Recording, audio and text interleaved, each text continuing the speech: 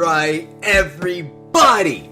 I just had a meeting with Mr. Bezos and I have some great news! To my surprise, Amazon is considering a $50 million ad campaign to advertise itself on YouTube. Sir, we already know. Jeff just sent us an email telling us they're backing out. But they were absolutely sold on the idea. Why would they back out? I'll read you the email. Dear Mr. YouTube, we regret to inform you that we will not be following through with the advertisement campaign. Directly after our meeting, we took it upon ourselves to research your platform. I can safely say that our previous hopefulness has been replaced with severe disappointment. We would apologize for wasting your time, but I cannot think of a bigger waste of time than watching IceThatsCool's videos. Yours truly, Jeff. Man, fuck this job!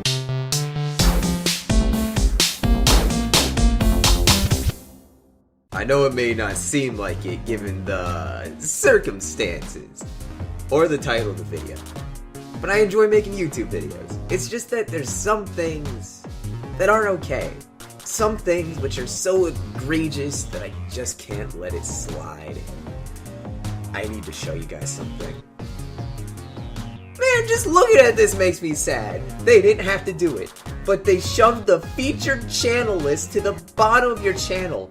Do you realize how many people there are who won't notice this or bother changing it? There's gonna be starving YouTubers out there on the side of the road like, please check out my YouTube channel. And people are gonna walk by and be like, excuse me, but where can I even find your channel? Your friends featured list? Ha ha ha ha! And then they're gonna overdose on heroin and die. I don't get why YouTube's trying to make people's channels as vertical as possible. These layout changes are so weird. We're gonna have YouTube channels that are taller than the Seattle Space Needle. But that's not even close to the worst layout change this website's gone through. Look at this!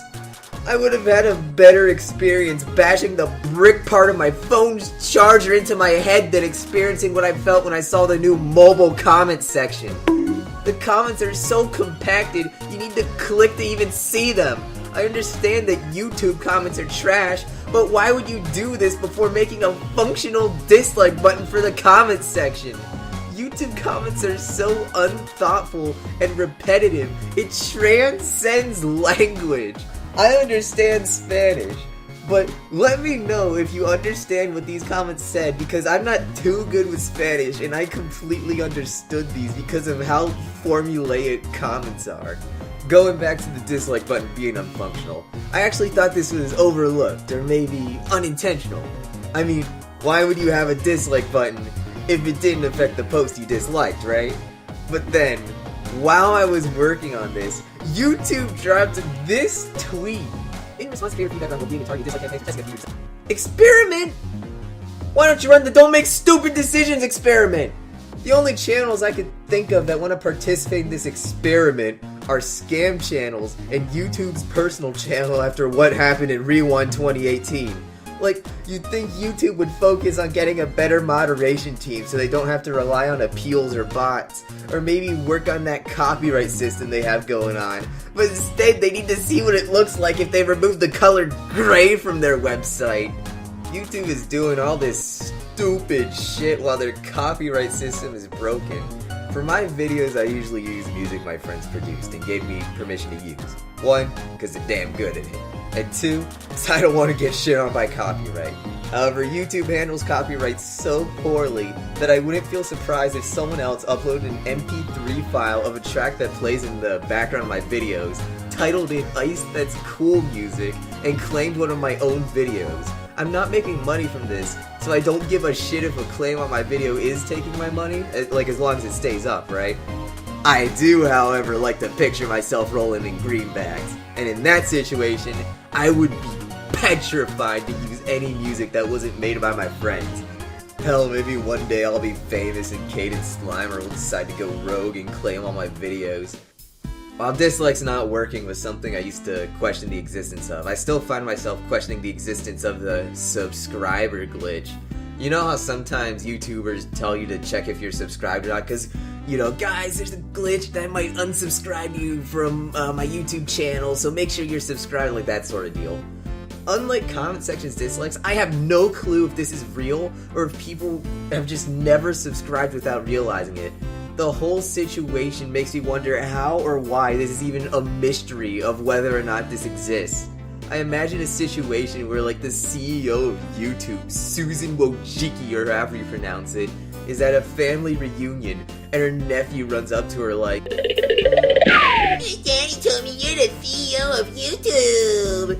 well, I can tell you that I certainly am. Is there anything about YouTube you want to know? Yeah, can you subscribe to my channel?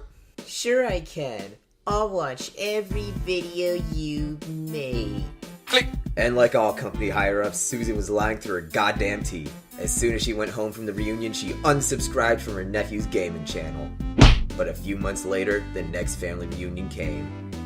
Aunt Susie, can you watch my newest video? Of course. Did you unsubscribe from me? What? Did you unsubscribe from me?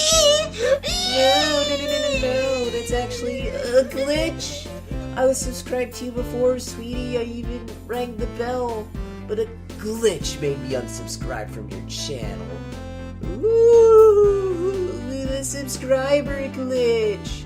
Don't worry, I love your Minecraft commentary videos. I resubscribed, see? That evening, Susan decided to take it upon herself to delete her nephew's channel to avoid any awkwardness in future family reunions. While deleting her nephew's channel, she was chanting, "Do the Wojcicki, do the Wojcicki, do the Wojcicki," while busting a fat move. It's moments like these that make me thankful my channel's small. Having a small channel makes it immune to being the victim of targeted harassment by YouTube. It's not like I upload something and some YouTube employee's sitting there like, "Damn, IceThatsCool just dropped a new upload." Like, as long as the bot doesn't detect any bullying within the first 30 seconds of the video, I'm good.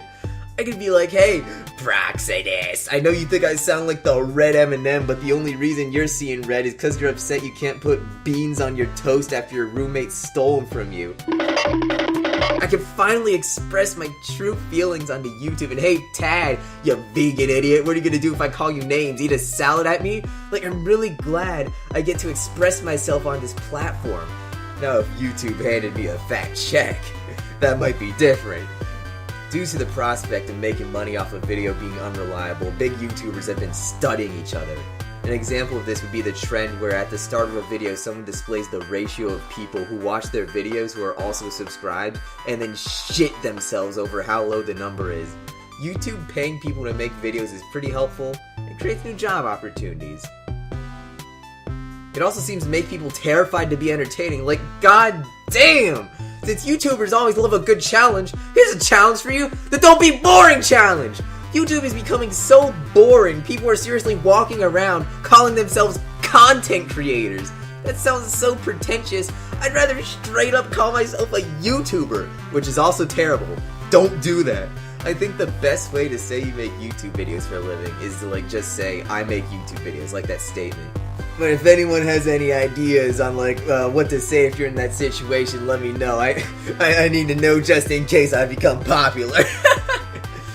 As YouTube becomes more corporate, they also need to follow regulations. That doesn't mean they had to bend over and spread their cheeks for COPPA. They absolutely murdered videos for kids on YouTube. They fucked up with COPPA so badly, I feel obligated to swear "fuck shit, come titties, gynecologists," just to make sure my videos don't get flagged as for kids. Because if your video gets deemed made for kids, it's over. No comments. No saving the video to a playlist. No cash. The worst part is that the most random shit gets COPPA'd. Like, what about this is exclusively for kids? This is chemistry. Are our children the future generation of chemists now? Speaking of the future generation, YouTube being mundane makes you think of how stupid kids are gonna sound because of it. I imagine kids walking around at school talking about YouTube like, "What's your favorite content?" or "Have you ever heard of IceThatsCool?" Normally I'd say that YouTube's about to ruin an entire generation of children, but that's Twitter's job. Thank you for listening.